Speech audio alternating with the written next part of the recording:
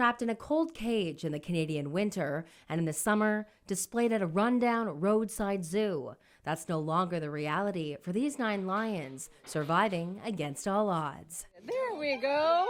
Whoa! Having Mango, the cub, come here is a miracle. She's already around the front. Little Mango went through 2 surgeries and a spay, and she's a little ball of fire. It is sad to see a lion cub grow up by themselves because we can't put her with adults yet, because if they're not their own kin, they look at them as prey. Oh, I'm being stalked.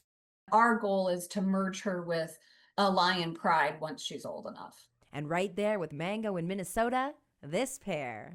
Kim and Carl live together. Kim has a birth control implant until we can vasectomize Carl, because an interesting fact is if you neuter a male lion, he'll drop his mane. And we want him to keep as much of being a lion in captivity as he can. So he'll receive a vasectomy and she will get spayed upon springtime. At accredited sanctuaries like ours, we do not buy, breed, trade, or sell animals. So the animals will be altered or they will live independently if they're living solo in order to not breed.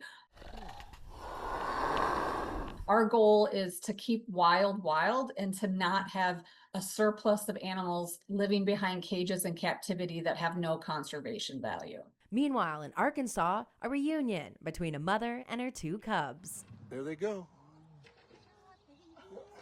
Yay! And you can see Nirvana's already talking to him. Well, there was tears, I can say that. It's very nerve-wracking, to first the stress of moving, the animals. We had to separate them. They could not travel together for fear that she might injure them, step on them by accident. Moving is stressful. We were prepared for anything can happen. And so to see them back together and then just trot through the habitat, it's pretty amazing. And the 2 cubs weren't the only family to arrive. Here's Scar. Scar's coming. We also rescued 2 males, Scar and Mufasa, who are actually Nirvana's brothers.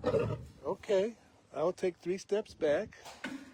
That's your place. All right, so first was Mufasa. Finally, the 9th lion, a lone male.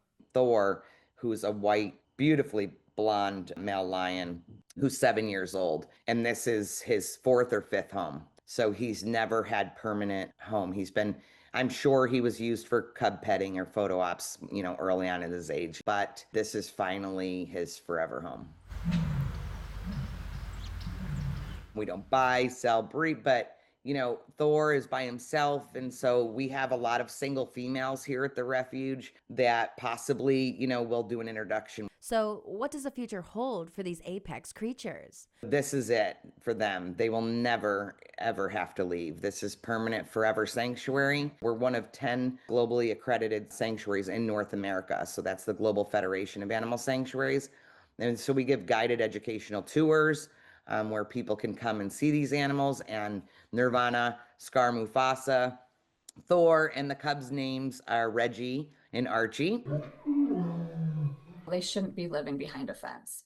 They should not have been sitting there in those conditions, and they're still behind a fence here. It might be a huge fence, but yeah, we got to prevent more cats from needing sanctuary in the first place. Ever since the Big Cat and Public Safety Act passed in the United States, we've been working with the government agencies on a lot of these shutdowns of some of these bad places that have been open to the public and allowed cub petting and things like that. Oh, they're so cute. Very nice. These lions will live the rest of their lives in as good conditions as we can possibly provide in captivity in sanctuaries that will provide the veterinary care, the nutrition, the love and attention that they need to live wonderful lives. But the reality is, for so many more animals in roadside zoos across this country, they wait minute after minute, day after day for rescue that doesn't come. What needs to change? Animal rights groups call for stricter regulations, mandatory inspections, and ultimately, stronger provincial and federal laws. Sarah Freemark, CTV News.